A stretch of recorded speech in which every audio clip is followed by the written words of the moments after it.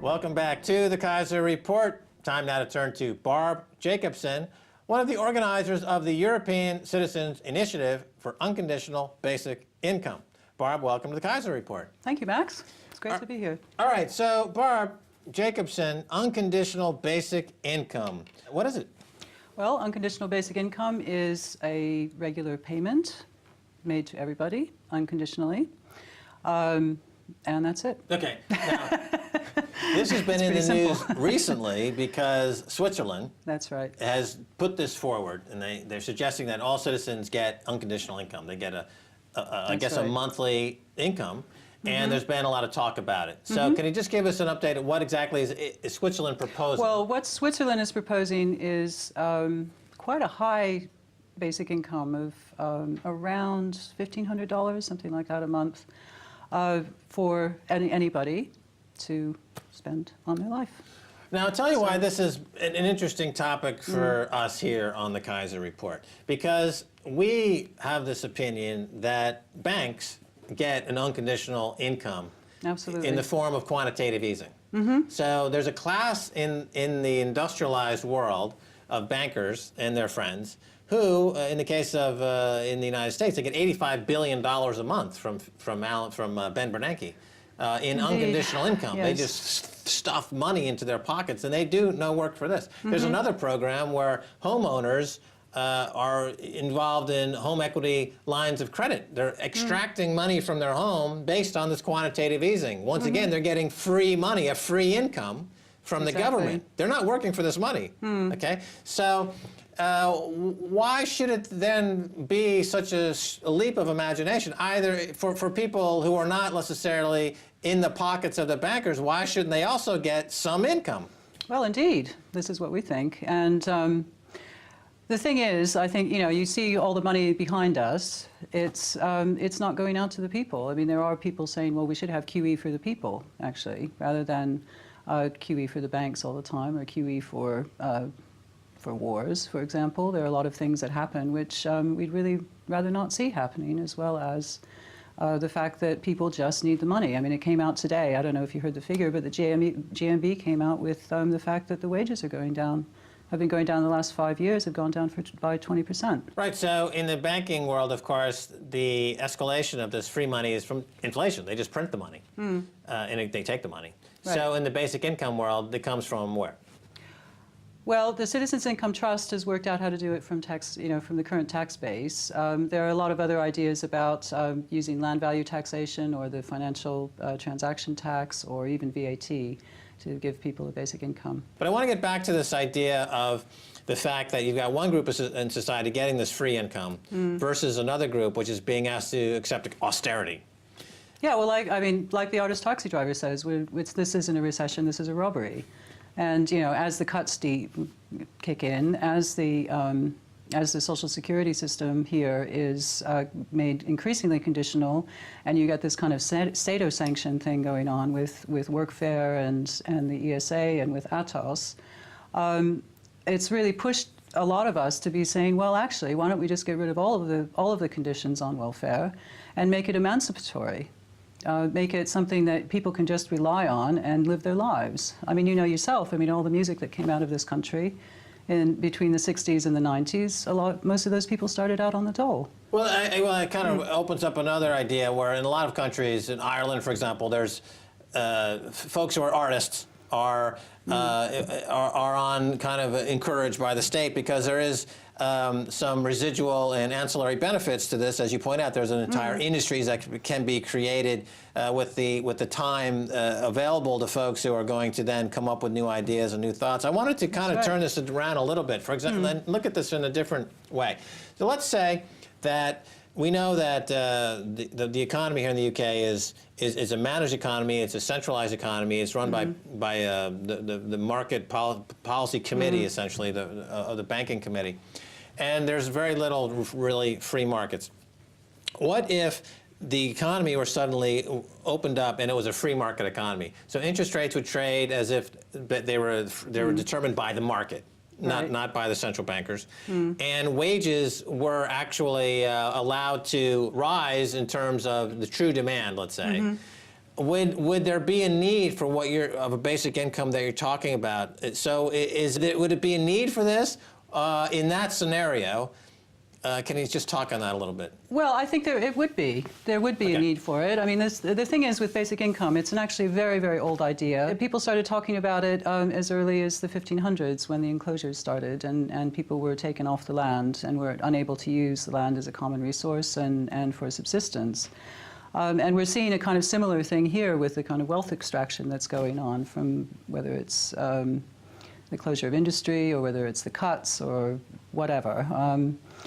And, you know, say if you did have what you talk about in terms of a free market economy, you still wouldn't have actually a free labor force.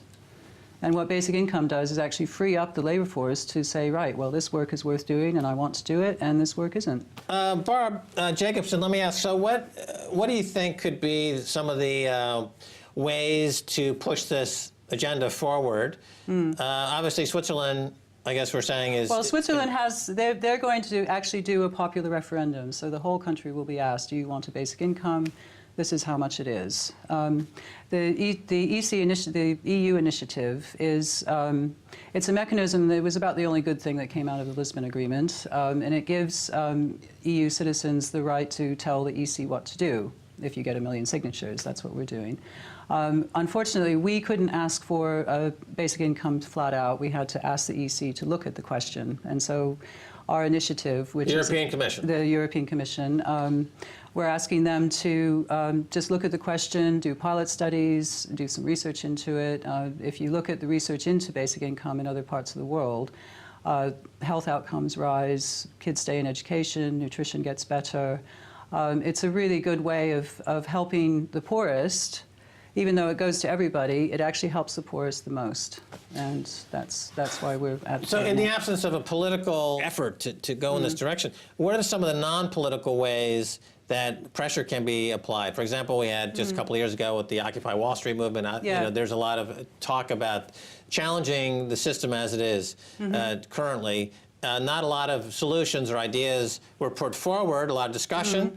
And I know personally, I think that if you look at some of the things happening in alternative finance, it seems like it's getting at this idea. For example, in the area of crowdfunding, there's crowdfunding energy platforms where people are putting up small amounts of money to invest in renewable energy, where they're getting a dividend based on the dividend of the renewable energy that's coming. That's a basic income from them, coming from the sun. So if the sun hits the solar panels, it drives energy use and consumption and economics of energy, of which they then get a part of that. It's like they're getting a basic income from the sun. And there's a couple of companies here in the UK that are involved in this renewable energy crowdfunding platform, which seems like a remarkable development. They're using technology, using finance. So that would seem like a great way to go forward with this idea if the governments are going to drag their feet. Yeah, well, I don't know. Have you spoken to Dimitri Kleiner recently? Who is? Tell us about Dimitri. He's writer of the Telecommunist Manifesto and calls himself a venture communist, and he talks about that in terms of doing mutuals. Okay, now the word communist, when you throw it into the mix, it immediately sets off alarm bells. A lot of alarm bells, because we're not talking about necessarily, let's say, Soviet-era communism. No, not at all. No. You know, which is what most people will think of, or Marxism. No, that's the thing. I mean, when this has been piloted. I'm looking at that red sweater now, and I'm thinking, wait a minute, what's going on here? They've got to call me.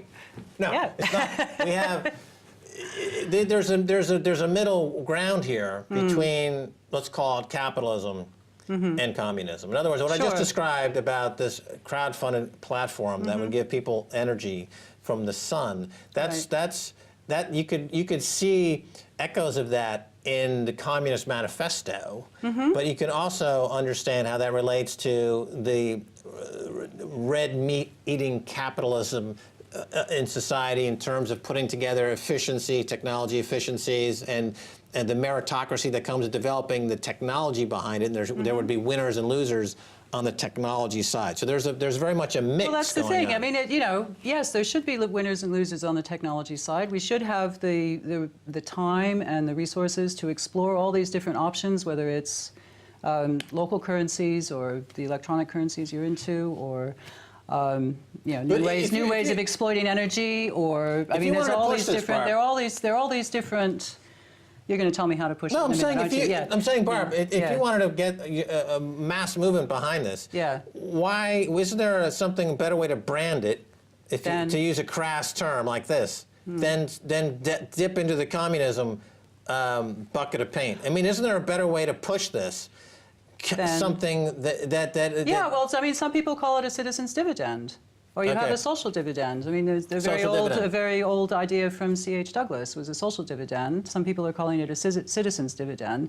I mean, if you think of us, of human beings, we all have a stock in the planet, and this would be actually a good way to support people in living while they figure out good ways to sort of deal with these different problems and as you say, possibly compete with them or just be able to live. And withdraw that money. Okay, I think we've gotten somewhere here. So the social Okay. dividend hints at the fact that it's not about just giving people money. No, it's about because- re-architecting the economy. Absolutely, because there's so much that the market doesn't pay for. I'm so sick of hearing people talk about the self-made person, self-made man usually, and you just wonder, well, all right, so who changed his nappies? You know, nobody is. What, the sticking on At the the end of the self- day, at the end of the day, you know, nobody starts out alone. No, you know, everybody has some kind of support, and even if it's inadequate support, you can talk about, you know, a lot of different things about that. But Well, let's roll back for a second before we got into the there's a lot nappies. of- okay. In other words, the economy it can be re-architected in a way where risks and rewards are more equally balanced. Yeah. And income can flow in ways that are more equitable. Yeah. Without destroying capitalism per se, because you still have a competitive aspect Well, that's to the it. thing. I mean, some people say this is going to save capitalism, basic income, that is. Other people say that it will eventually let it wind down into something fair. I don't know. Okay? All right, we got to go, Maybe I but don't I really think care. we agreed that Okay. the term social dividends is a good... Social dividend is a good one, Is a good and place. citizens dividend is a good one. It's just to sort of think that this is our share of the economy, and I really want people to sign this year. In fact, you only have 14 days to do it. Basic Income 2013.eu.